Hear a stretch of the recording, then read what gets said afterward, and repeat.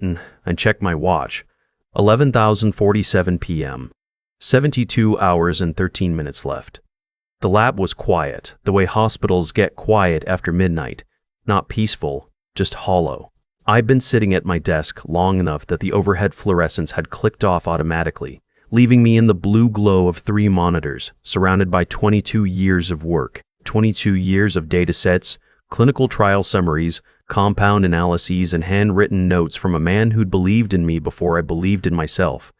My name is Daniel Marsh. I was 54 years old, chief research scientist at Veridian BioSystems, and in 72 hours, my stock options $240,000 worth were scheduled to vest. I should have been home. My wife Carol had texted me 3 times. Dinner's cold. Then I left a plate in the oven. Then, 2 hours later, just, love you, be careful driving. I smiled at that last one and put my phone face down on the desk. I wasn't nervous about the options vesting. That wasn't why I was still there.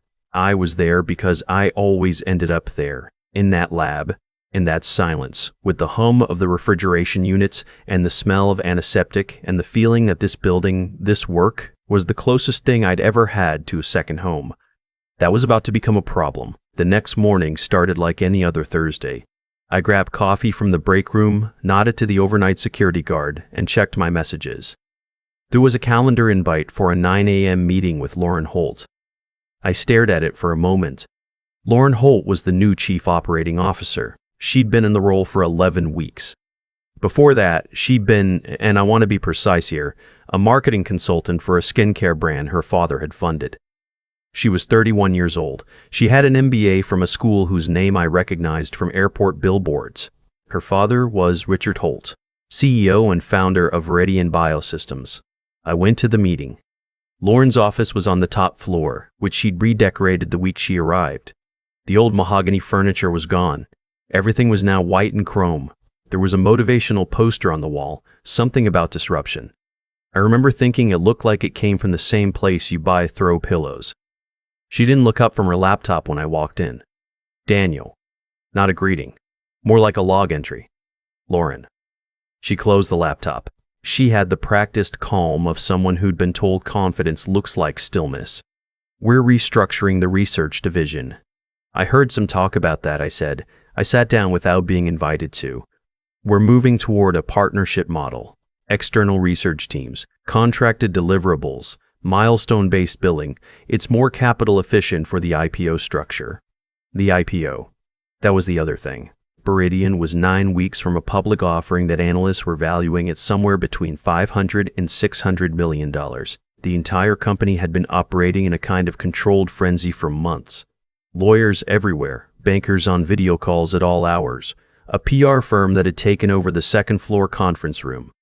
What does that mean for my team? I asked. She pulled a folder across the desk without opening it. We're eliminating your position, effective immediately. HR will walk you through the severance package this afternoon. It's generous. I sat there for a moment. Just sat there for a moment. Just sat there. 22 years. I'd joined Veridian when it was 15 people in a rented office in Raleigh. I'd built the research division from scratch. I'd hired 43 of the current staff. I'd watched the company survive 2 funding crises, a failed FDA submission, and a lawsuit that nearly ended everything in 2014. Effective immediately, I said. Yes. I'm sorry it's this way, Daniel. Truly. She didn't sound sorry. She sounded like she was completing a task on a list. I stood up. I picked up the folder. I looked at her for a moment, this 31-year-old woman in her chrome office with her motivational poster, and I felt something I didn't expect.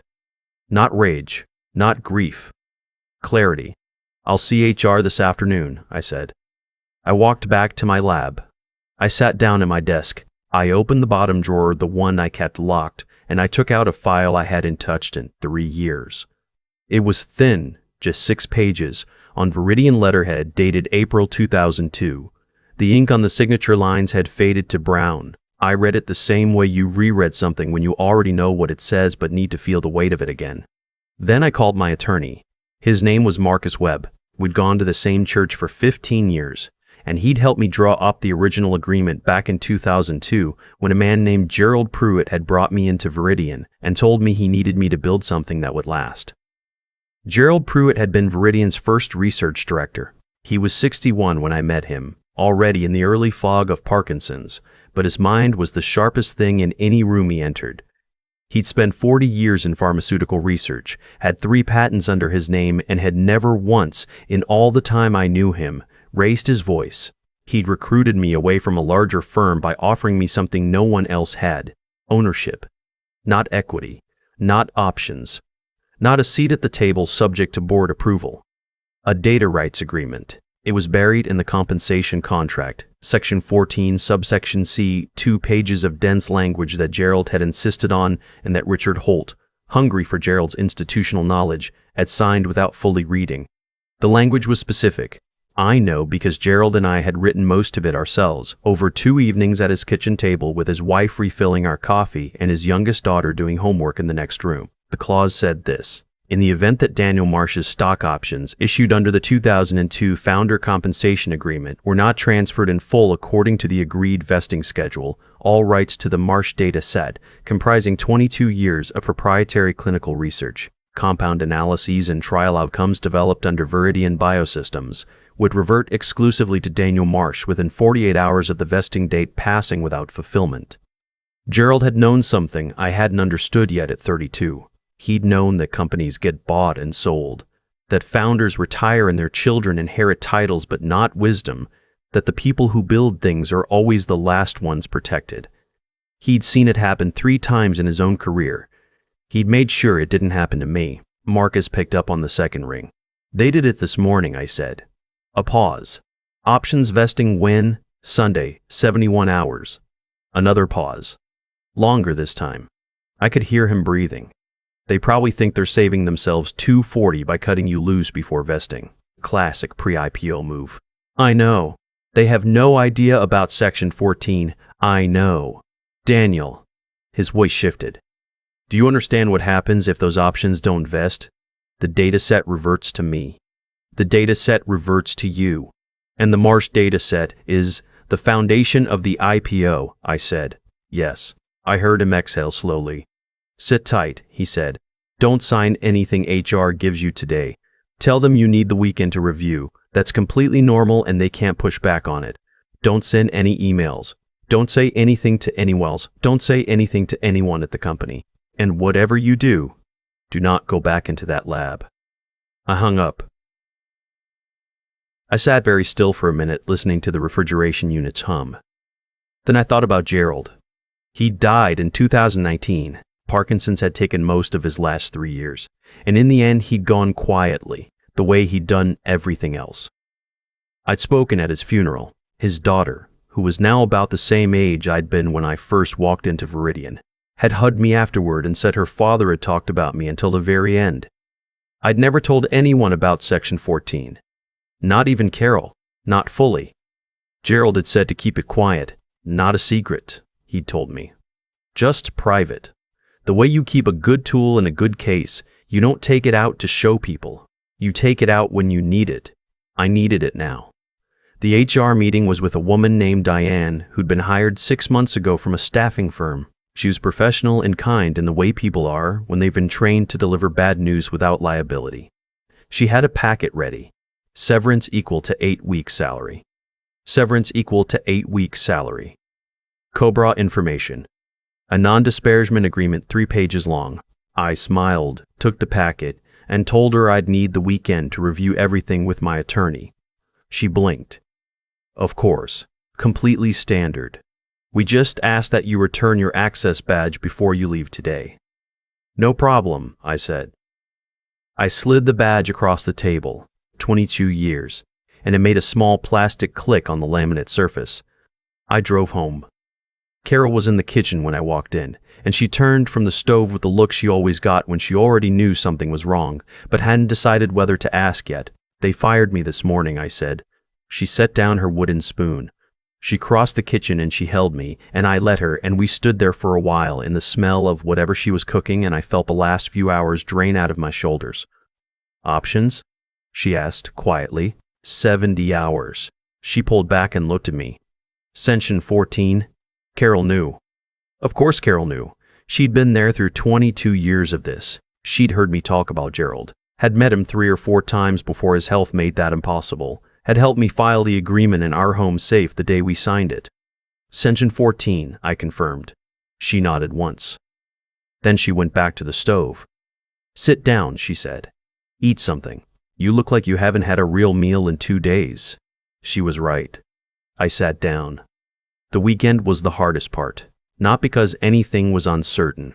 Marcus had reviewed the agreement again Friday evening and confirmed it was airtight, that the language held up under current contract law, that there was no clause that allowed Veridian to preemptively void it, but because of the waiting. I know waiting. I'd waited through a 2-year FDA review process. I'd waited through the funding crisis of 2009 when the company had 6 weeks of runway left and Richard Holt had called me personally to ask whether I thought we should shut down. I told him no. I told him the compound data was too strong and too unique to walk away from. He believed me. That same data now had my name on it. Saturday, I called my daughter, Ellie. She was 28, living in Portland, working in public health. She knew I'd been let go. Carol had texted her, and she was furious in the way young people are furious when they see something plainly unfair. You gave them 22 years, Dad. I did, and the CEO's daughter just walks in and fires you 11 weeks into her job? She did. Is there anything you can? She stopped. You're very calm right now. That either means you're in shock or you have a plan. I have a plan, I said. Do I want to know? I smiled. Not yet. Sunday arrived the way countdowns always do, both slowly and suddenly, the way time collapses when you're watching it. The stock options were scheduled to vest at 9 a.m. Marcus had confirmed with the plan administrator that no payment had been initiated, no wire had been sent, no acknowledgement of any kind from Veridian. At 9:01 a.m., I texted Marcus. He called me back in 3 minutes. It's done. Nothing transferred. The 48-hour clock on Section 14 started 60 seconds ago. I made coffee. Carol sat across from me at the kitchen table. We didn't talk much. There wasn't much to say. What I need to explain now is why the Marsh dataset mattered enough to make all of this real. Veridian's IPO was built on a single flagship product, a compound called VX7, a next-generation treatment for treatment-resistant lupus that had shown remarkable efficacy in Phase 2 trials. The pitch to investors was that VX7 represented the first fundamentally new approach to the condition in 15 years, the data supporting that claim. The trial outcomes, the biomarker analyses, the longitudinal patient data that proved durability of response, all of it had been compiled, validated, and organized by me and my team over roughly the last 9 years. It lived in what the company called the Master Research Archive, what Marcus's filing called the Marsh dataset. The IPO underwriter, a firm out of Boston, had done their due diligence on the basis that Veridian owned that archive outright. That was the asset. That was what justified the valuation. Without it, VX7 was a promising compound with a story but no proof. On Monday morning, Marcus filed the reversion notice with the state registry and sent formal correspondence to Veridian's legal department, their IPO counsel, and the underwriting firm. He told me later that the first call came into Veridian's legal department at 11:14 a.m. I was in my backyard when my phone buzzed. It was a number I didn't recognize. I let it ring. Then Richard Holt's personal cell number appeared on my screen. I'd had that number for 15 years. He'd given it to me the day my team got our first FDA approval, called me himself, said he wanted me to know he'd never forget what I'd built for the company.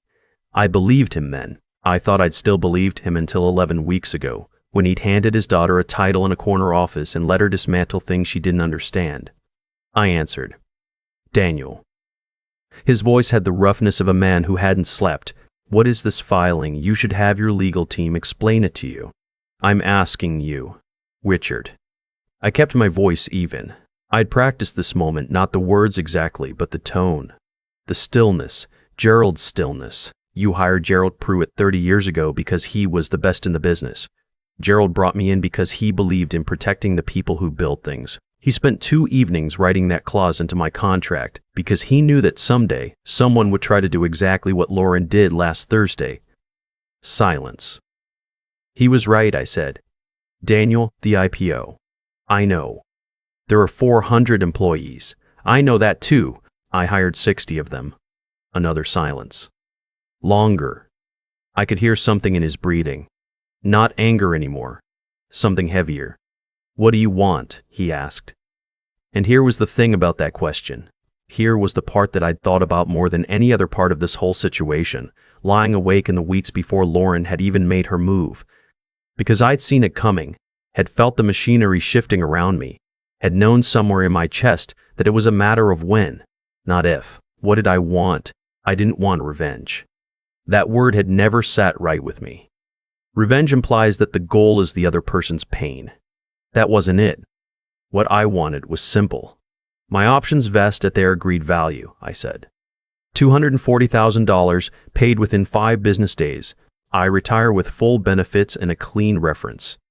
And Gerald Pruitt's name goes on the VX7 research documentation official attribution, on every investor document, every scientific publication, every press release. He built the framework that made that compound possible. That gets acknowledged. I heard Richard breathe.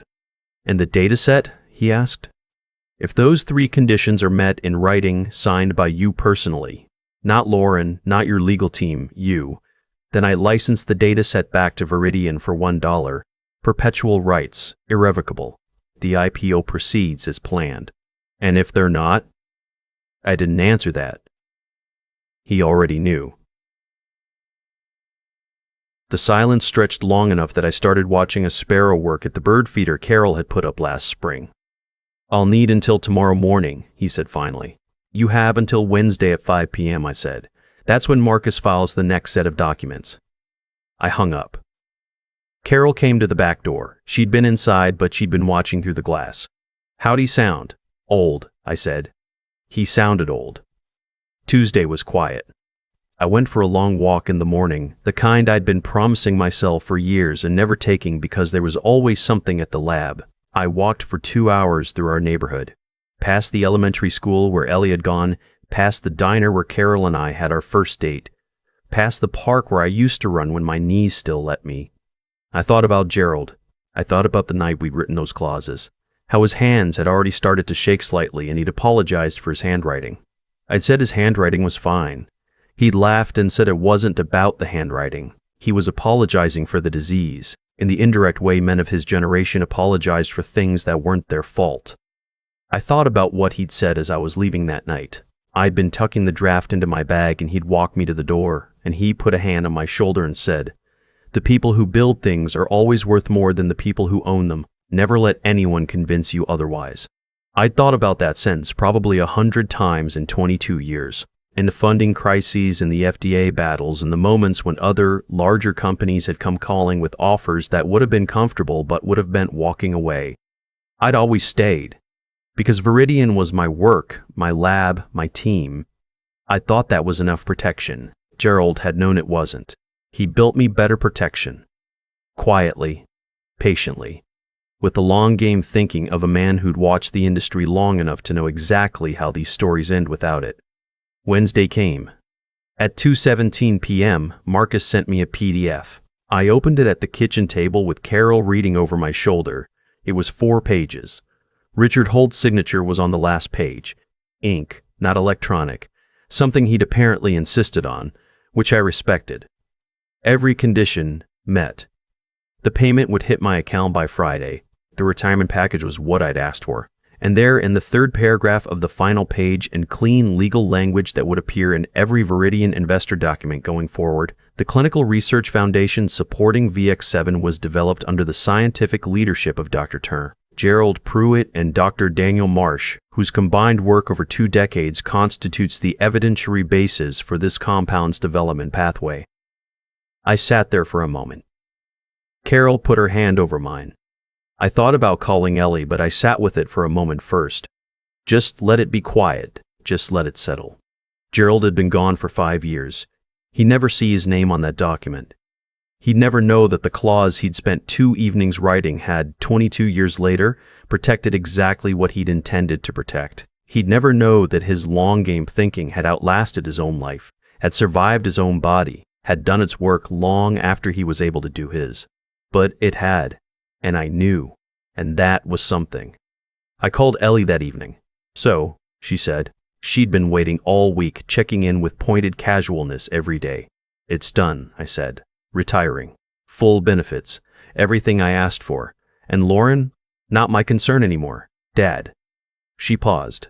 I could hear her smiling through the phone. You had a plan. Gerald had a plan. Gerald had a plan, I said. I just had the patience to wait for it. She was quiet for a moment. Then, tell me about Gerald again. So I did. I told her about the kitchen table and the shaking hands and the coffee and the 2 evenings and the way he'd walked me to the door and put his hand on my shoulder.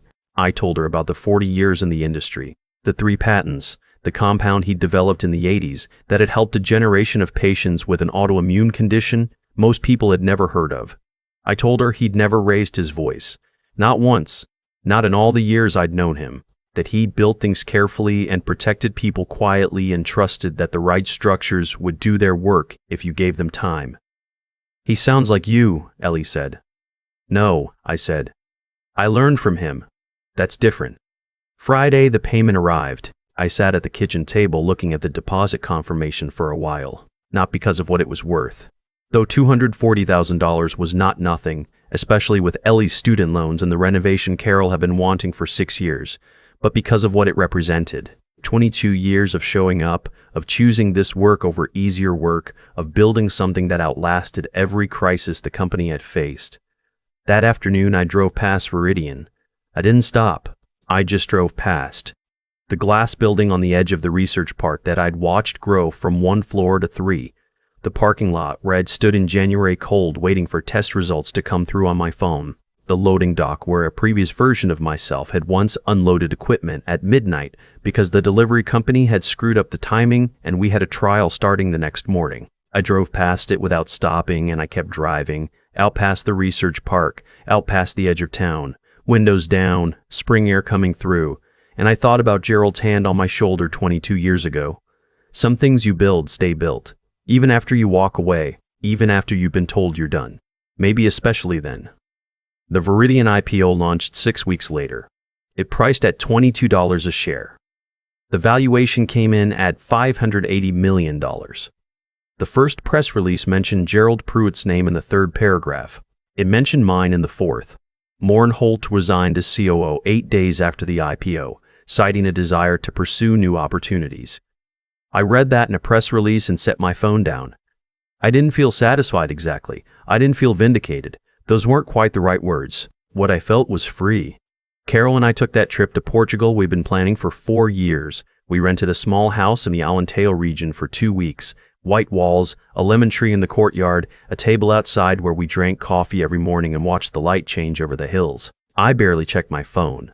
On the last morning, I got a message from a young researcher named Priya who'd been on my team for 6 years and had stayed with Veridian after the restructuring. She said she'd seen Gerald Pruitt's name in the IPO documentation and had looked him up and read about his work and wanted to tell me that it meant something to her, that the people who laid the foundations deserved to be named. I read that message twice. Then I put my phone face down on the table, picked up my coffee, and watched the light come over the Alentejo hills. Carol looked at me. Good news? Yeah, I said. Good news. Some fights are never really about the money. They're about whether the things you built get to carry your name, whether the people who made something possible get to be remembered, whether one good man's foresight, written in fading ink on a 6-page document at a kitchen table, can outlast everything that tried to erase it. Gerald Pruitt had known the answer to that question long before I'd even thought to ask it. Turns out, he was right.